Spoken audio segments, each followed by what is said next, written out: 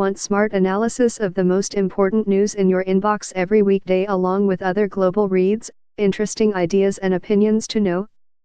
Sign up for the Today's Worldview newsletter.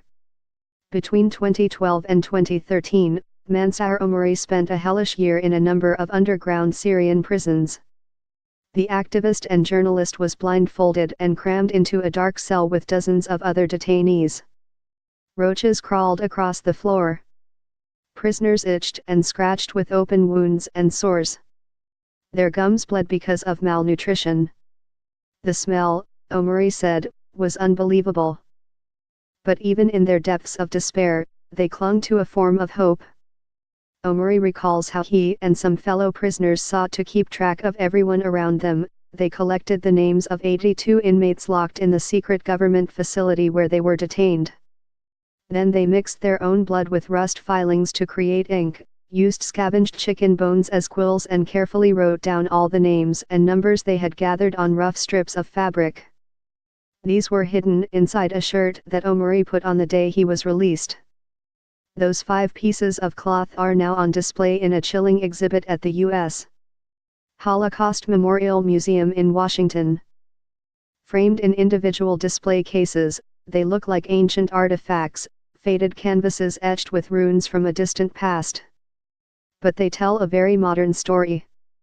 Visitors to the building, which chronicles the horrors of the 20th century's worst genocide and the context of how it began, are now confronted with a contemporary calamity, the ongoing war in Syria, which has claimed the lives of about 500,000 people, forced 11 million people to flee their homes and upended one of the Middle East's most venerable societies.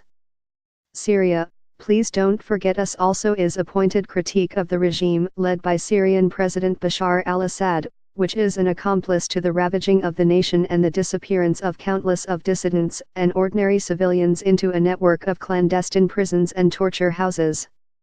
It sits alongside another installation on Syria featuring the photography of a former Syrian military police photographer, whose images show how detainees were maimed, their eyes gouged out and limbs gored.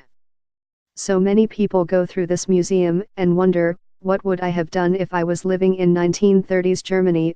Cameron Hudson, director of the museum's Simonskjad Center for the Prevention of Genocide, told Today's Worldview. What we want them to think is, I am living in 2017, and this stuff is going on around me. Sadly, though, museum goers can only bear witness, and outside the building there seems to be little appetite to do anything more. To many in the West, the war in Syria is on the wane. Assad, backed by both Iran and Russia, is secure in Damascus and recapturing bombed-out cities across the country. He and Russian President Vladimir Putin seem to be in a strong position to steer the political process that could bring a putative end to the conflict. The Islamic State, the Islamist militant group that once commanded a stretch of territory in Iraq and Syria, as well as the attention of the international community, has been chased out of all its major strongholds, its ranks depleted. Last month, the Assad regime formally declared victory over the extremist group.